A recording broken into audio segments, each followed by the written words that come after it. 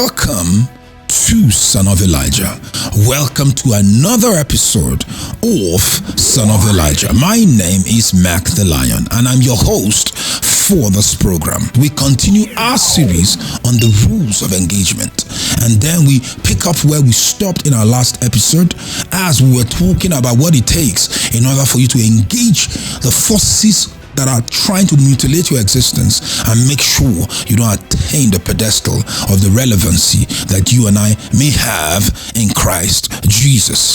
You have to understand there's a reason all battles have to be measured according to your class. If it is not within your class, God will never permit it. Simply because he will never let anything that is bigger than us to come to us. That is how God does what he does. And the devil will not come after you using entities that are outside your weight class, because your weight is determined not by your present spiritual weight, no, by your potential, by your designation, by your destiny. God knows what you are meant to accomplish. God knows the specifics of the assignment you've been scheduled for. Whatever you've been scheduled for is what regulates what class you belong. Your class will not be regulated by what you have done. You may not have entered into that class yet simply by the fact that you have not qualified, but your potential. Remember, Satan fights us based on our potential. All the assaults and attacks I had from childhood, I was born into this world and battles were already waiting for me. My mother explained to me all the wicked entities that came after her from the day I was born. In short, the battles were already raging even when she was pregnant. So she explained to me all the dynamics, and she said every night the spirit of the child, that's how she says it, but I know it's an angelic being, what is more like a guardian angel, will appear to her and said, everything they are doing will not work. He said, because I will fight for you, wait and see what I will do to them.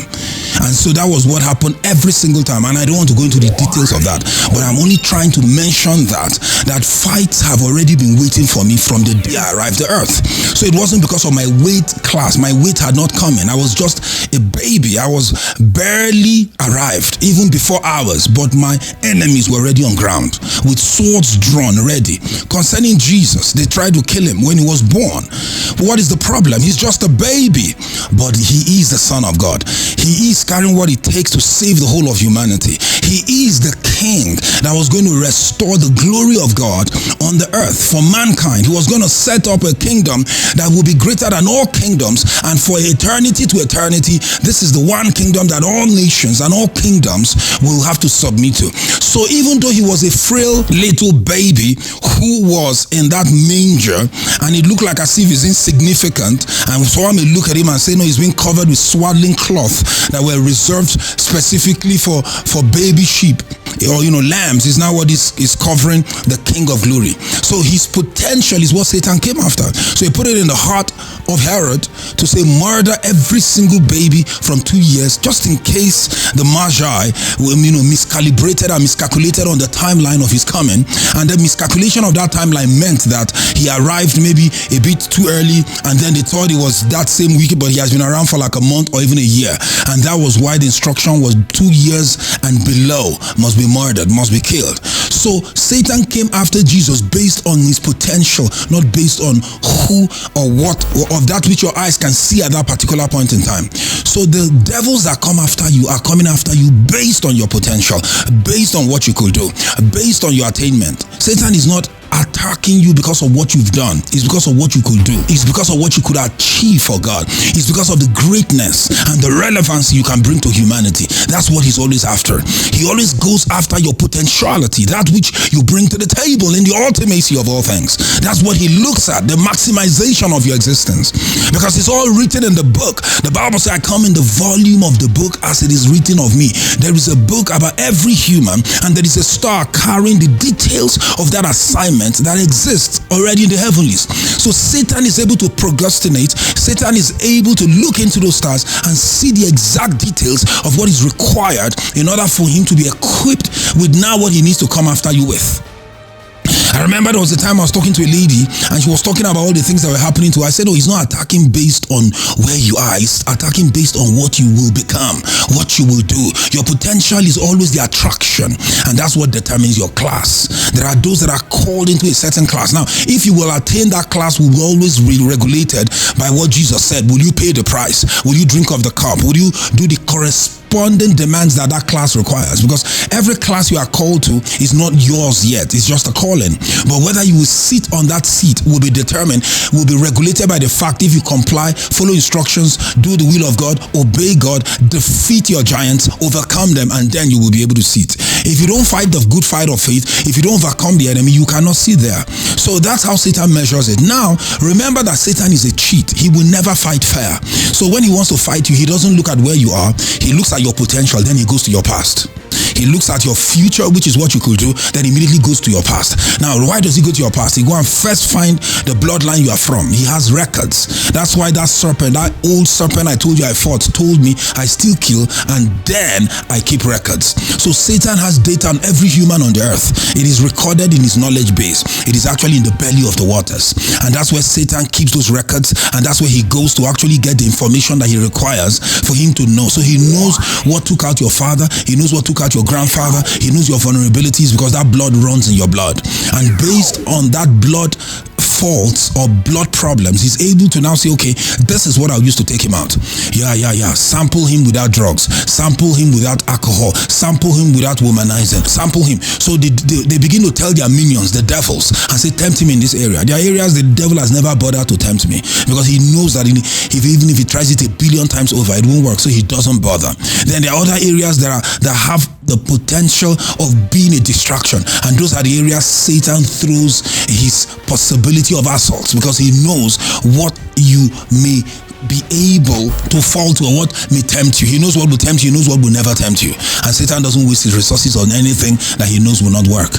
I remember one time my wife was telling me of a lady who was trying to get married, and she said that she went to the Lord and she was not sure, but then the devil brought more than 15 to 20 prophecies about marriage of specific individuals who were not good for her. And I kept looking at my wife with suspicion. I said, but is the lady sure? Because women have a tendency to exaggerate. Why would Satan go to the extent of sending almost 15 false prophets just to lie about specific individuals to make sure you don't go there? Because that's a lot of resources. Unless you're a Catherine Kuhlman or someone of that nature, your destiny weighs that much. That's when Satan can actually get that same level of corresponding investment. He doesn't invest in this level of deception except he's assuredly guaranteed that he has seen your star, your potentiality, and the trajectory of your life, and he has seen clearly you'll get there. And then based on that, he begins to deploy the corresponding level of manipulation and assault to make sure he neutralizes and cancels you out. That's how it operates. That's why when satanic entities are functioning, they have the exactness of that which they want to get, and they know what the end game is meant to be, because Satan is the one who sends them and tells them this person is this. But even as Satan deploys them, they are in a class, and that class is a size, and that size is a level, and they know the level of entities they must bring against you. So Satan will not send anything that is bigger, because if it's bigger than your class, or bigger than your potential, or bigger than your designation, or bigger than your purpose, or bigger than your destiny, God will block it. God will not even allow it. He's a non-starter. So what Satan will do is that he needs to move into that class. So if the weight is between 150 to 210 kilograms or spiritual C4 that he needs to use in order for him to attempt to blow up your destiny, then that is the quality and the quantity that he will send. He will not send more because he won't be allowed. Everything has his weight class. So at that point in time, because every battle has his weight class, so you already know. So when he comes, he will depend upon your bloodline, and then he will take contaminants that are already you are vulnerable to by your blood, and then tries to tempt you. I remember a man I was with one day, and he told me, he said, I don't touch alcohol, I don't taste it, it doesn't touch my mouth. He said, because my father warned me that this alcohol destroys our bloodline. Most of the men, our forefathers, were all wasted because they became so addicted to the bottle they could not rescue or get their lives back on track. And he warned me, and he said he himself stayed away from it, and then now told him that he must stay away away from it. And so he was not telling me that's why I never allowed it. He said I used to be an airline host because he was a male host and worked for an airline. He said even at that time, because we had to do wine testing, he said I would never, if it touches my mouth, I have to spit it out. I can never ingest it, because that was the instructions my father gave me. And then the company demanded that we do wine testing because it's part of our work. And so based on that, I had to now find a middle ground of never ingesting it. It would just touch my mouth, but then I'll spit it out. So based on that, he was able to keep his life on track. And the last time I saw him, his family was intact, never still touched the bottle. It was because the power of abuse in the home is usually fueled and powered by alcohol. That's why there's a reason we call it alcohol abuse, because all major abusers are alcohol takers, literally. And that's the main thing that thing propels you to. You have to understand everything has its end game, everything has its output.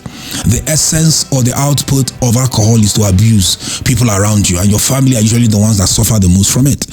So I have the purpose for everything. The purpose of what the hard drugs is to waste your life. Every drug taker will be wasted. There's a reason why they die in the prime of their life. They don't grow old, because that life will waste. Every drug addict is wasted. And that's why they say to their mouth, man, I'm wasted. Brah, I'm wasted. And why are they wasted? Because they are on the trajectory of being wasted ultimately. They'll be stoned all the time, and one of these days they'll be tombstoned. And then that's the end of it. Herein lies a man who went too early and never achieved anything. So that's the trajectory of the end game of everything Satan throws. So if he sees that your bloodline, you have been vulnerable. I remember I told a white guy, I told him carefully. I say you have to be careful of all these drugs you are trying out, because you don't know the one you will go and touch, and immediately that your blood will love it and you'll be connected to it, and now you're an addict. You say, no, I've tried a few things, once in a while, and I have the discipline to look away and walk away. I said, you have not tried the one that will take you out. You have not tried the one that will make you subservient. You become a servant and a slave to it, and you will sell your whole assets to get. You better be careful. Now, for me, wisdom is not trying it. Wisdom is not testing it. Wisdom is not exposing yourself to it. I don't try nothing. I don't test nothing, because I already know all of them is death, accelerated destruction. I already know what they carry. So even as a young man, I never exposed myself to any of those things. I never tasted it, not once. Never been to a bar, never smoked, nothing. Simply because I knew that those who are tending to greatness in life, this is not their trajectory. So the wisdom of God guides me, even when I wasn't really a Christian per se, even when I wasn't really into spirituality per se. I still maintained the focal connection of listening to the basic wisdom of life, because my father had those strengths of discipline, and then I saw that, and then it became a mirror for my own existence. And so I was able to function outside the parameters of those temptations, and it worked perfectly well. You have to understand where I'm going with this. Now, when Satan depends on your bloodline, he uses that because he gives him an advantage. He will never fight fair. He wants to make sure he has an advantage. Paul says we should pay attention to devices.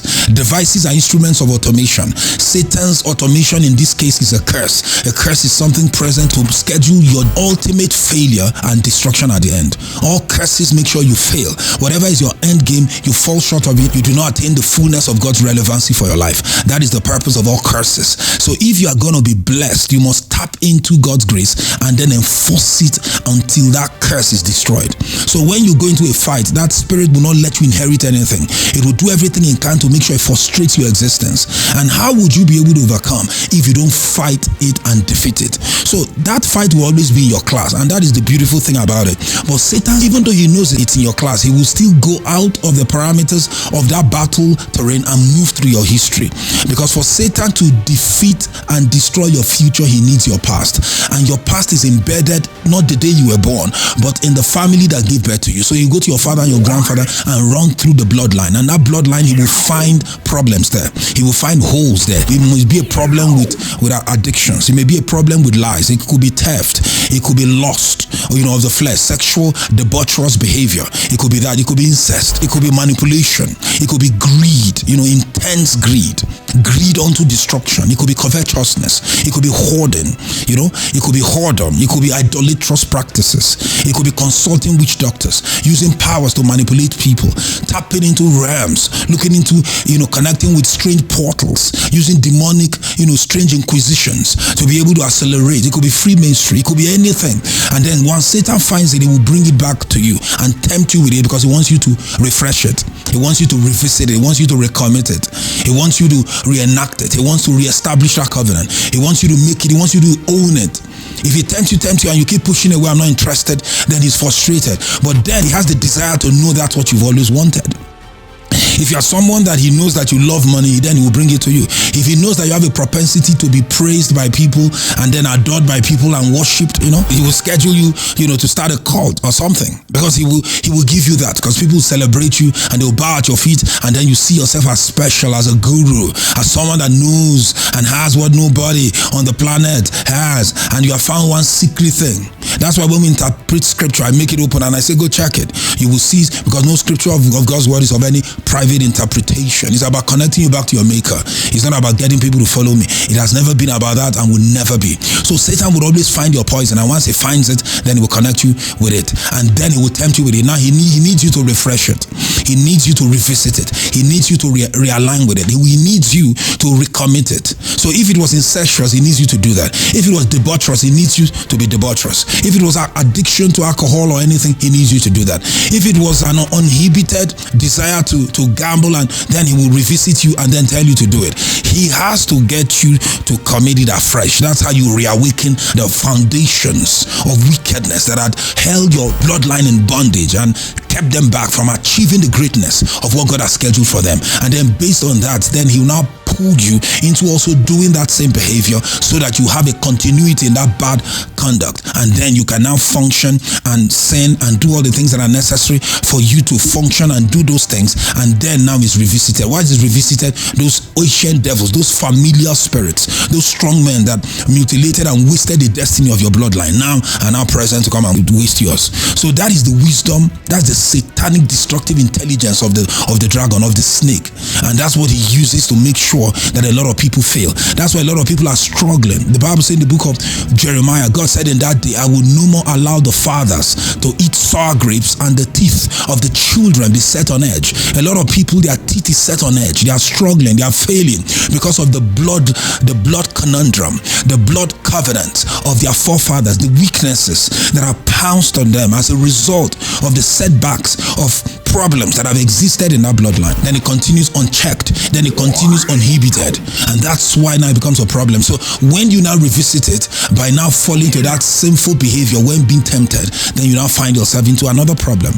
I remember someone showed me a boy and said, should I tell you a story about this young man? I said, what is it? He said this young man was a student in a university, and then one weekend he came to look for his brother in the city square, and then his brother was out of town, but he didn't know his brother was not around. So while his brother was not around, he decided to hang around and wait a day or two. While he was waiting a day or two, he now went to the local, drinking parlor, and then started drinking alcohol there. And then before you know it, the alcohol entered into him, so much so that when his brother came, he was no more interested in his brother. He said since then he has not left this square. Since then he has stayed in this place. Since then he sleeps on the streets. He abandoned his education. He said this was more than 7-8 years ago. He never went back to school. He never did anything. Now he only wakes up every day looking for his next fix and his next alcohol he needs to drink, and say, you see how dirty, tattered, and he's roaming. I said, my God, you mean that's what happened to this guy? I said, I have seen him, I know him, I've seen him come around, even though it was a day he was following me about. I said, no, if I give you, it will feed your habit, and I'm not going to pay for your accelerated destruction. And you see, the reason that happened to him is because there was a curse in his bloodline. Something was there just waiting for him to come into that place. Because that place we're talking about, that city center, that particular square, was the home of alcoholics. When people come there, if you come there during the weekends, you just see grown men, grown people just swaying as they go, because the bottle, they are messed up. And there are so many bars in that place that drink all the way till morning. And because that place was zoned as a zone 1 that allows them to sell alcoholic beverage till morning, literally they close 3 a.m. in the morning. So by that time people are messed up, and then some of them will be right on the road, they're sleeping and drunken, as it were. I remember I was in a city one time, I was going home, and I saw a guy napping on the roadside. He was literally sleeping and snoring away by 4 a.m. He was drunk as they come.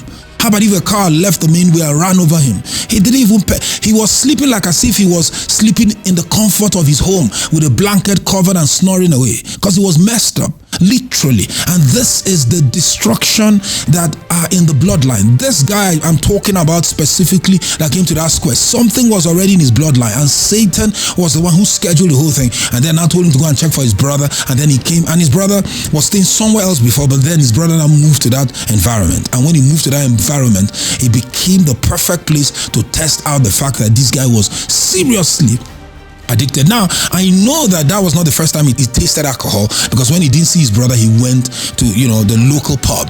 But that was the place where the stronghold of that spirit was extremely powerful. And then they were able to connect him on a frequency that literally fried his brain. He lost every sense of reasoning. And 7-8 years later, he was a vagabond. He's now a vagabond roaming. He's still very much alive. He's still there. And then he's swaying and walking from morning to night, looking for his next bottle and his next fix, simply because of that connection. So that's how Satan depends so much on the bloodline in order to contaminate and waste destinies. And Satan knows what he's doing, and he knows how to execute it perfectly.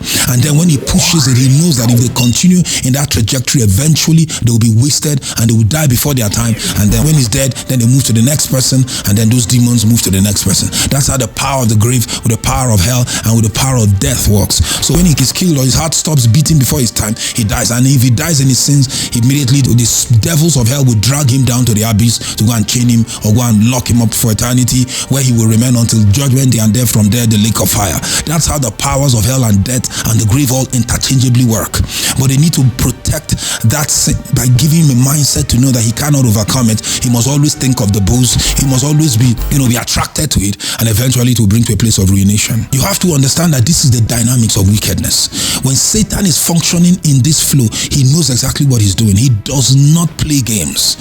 That's why when you work in that class, you must understand that class may be your weight, but your potential is what Satan measures, and then he goes back to your history to go and look for the instruments. All the instruments Satan will use against you is in your past. Then also he will start through your own past sins. Where are areas you've struggled? Where are areas that you've dealt with? There are people who were womanizers in the world, and then when they became Christian, they stopped. Where do you think Satan's going to tempt you? It's the same womanizing. He's not going to start tempting you with money all of a sudden, because if greed was not your devils in the world, that means greed will not work. He knows where your weaknesses and flaws are, and that's what he will come after, because Satan would always look through the pipeline and then see areas where you have been weak. And that's why many times I tell one or two persons, I say, see, this area I can never be tempted, because it was never a problem in my bloodline. And then in my own personal life, I was never interested in those things. And so there is no way I can now pick up a new habit at this age all of a sudden. No, Satan will not even bother, because it's a waste of his resources. So Satan will always look at your history to steal your future. Satan will always look at your past to steal what is before you. That's how it works. And the class is measured by your potentiality of what God has scheduled you for. So when Satan was attacking me growing up, I kept asking myself, what does he know that I don't know? What does he see that I don't see? I know I have a calling, I know I have a potential, but is this how he attacks everyone? Because there's a lot of preachers I've spoken to, and they were not attacked like this. Even one spoke about me and said, my God is not that wicked, meaning that God cannot be the one allowing all this wickedness in my life, because I'm suffering too much. My sufferings are in excessivity, and there's no way God can allow any of his children to go through. Yes, he does. Yes, he does. It all depends on your class. Everybody's class is not the same. My battles are different from your battles. And that's why you're a pastor. You may be doing well in your church, but the things I'm doing are in the trenches. I'm in the depths. The battles I'm dealing with are the things that has to do with spiritual things. And most pastors don't have access to spiritual things unless the church is being pastored by a prophet. And prophets should not pastor for no reason. They have no business doing that. Because anytime a prophet pastors a church, the church is just a place where people come and watch a show. That's all it is. If you come and see the next person they will deliver, or the next devil they will speak with, or the next, it's always a show. It has to be. Because you have to understand that this prophetic has some angle of spectacularity about it. And that which makes it spectacular is what is dazzling. And whatever dazzles you, look at it more than once. That's why anything that is dazzling, fire, for example, has a dazzling effect. That's why if your car is burning, people will park their cars to watch your car burn. Could you believe that? People will slow down to just see how is this car burning. They've never seen fire before. They've never seen a car burn. They've never seen something on fire. They will wait. Some will clear by the roadside, not because they are ready to save the car. They can't save the car because at this point in time, the flames have engulfed it beyond reasonable doubt. But now they will wait because they want to watch a flame burn, simply because of the dazzling effect. So you have to understand that the prophetic is a fire-carrying personality who is there to terminate the devil's workings and then establish God's majestic rule. God's majestic instruction, and by so doing, his instrument of confrontation is fire, and fire has a dazzling effect. So when a preacher, all he does is do prophecies, he will be creating shows, and people will never grow, because prophetic ministry don't grow you, and that is the truth. It may dazzle you, it may remove the pressure, that when that pressure is removed, now your life is released, and your destiny is relieved to go and fight and do what is necessary. But in the actuality of the source of it, your destiny will never attain the greatness of the relevancy that is scheduled for without you removing those things. And so when it is removed, you are depressurized, and that depressurization skill can now put you in a trajectory where the opportunities and the possibilities of you growing will now happen. So that is the only way the prophetic may grow you indirectly, because he has now removed what is not allowing you to grow. But to now feed you brick to brick, no, that's not what the prophetic does. The prophetic only solves problems that have incapacitated you and caused you to get stuck. That's why when people reach out to the prophet or to the prophetic anointing, they are doing that because they have a problem. When people reach out to me all the time, it's because they are trying to solve a problem. I know that. And because they are trying to solve a problem, that's why they have come to me. So I know the prophetic will help them remove the foundation of what problem or dilemma they are facing. And that's the dynamics of that. Okay, for today, I will leave it here. We'll take up on the next episode. I have been your teacher and trainer for Son of Elijah. I hope you've learned something. I hope you've understood clearly the dynamics of it, and some of the things I'm explaining, I'm able to explain it because I have not just the office of a prophet, but I also have the office of a teacher. And as a teacher, I'm able to combine both and not only get you relieved, but also grow you in the process. And that spiritual growth will now give birth to the opportunities of you attaining the fullness of the relevancy you have in God. Thank you for watching. Thank you for being a part of this. I will see you in the next episode of Son of Elijah. Please look at the description, and you can use the email there to connect with us. For some people have been saying they're looking for it. It's right there in the description. If you also want to partner or join or do anything with us, please feel free to join us by giving to your favorite program, Son of Elijah. Thank you for watching. Please do like, share, and remember to subscribe, so every time we upload a new episode, you can always connect with us and continue this series, because you need to hear the totality of everything that is here. And I would also create a playlist so that you can keep a tab of all the subjects within their groupings as we have done. Thank you for watching. Thank you for being here. Thank you for enjoying. Thank you for sharing, as I know you will. Bye for now, and I will see you in the next episode. Thank you.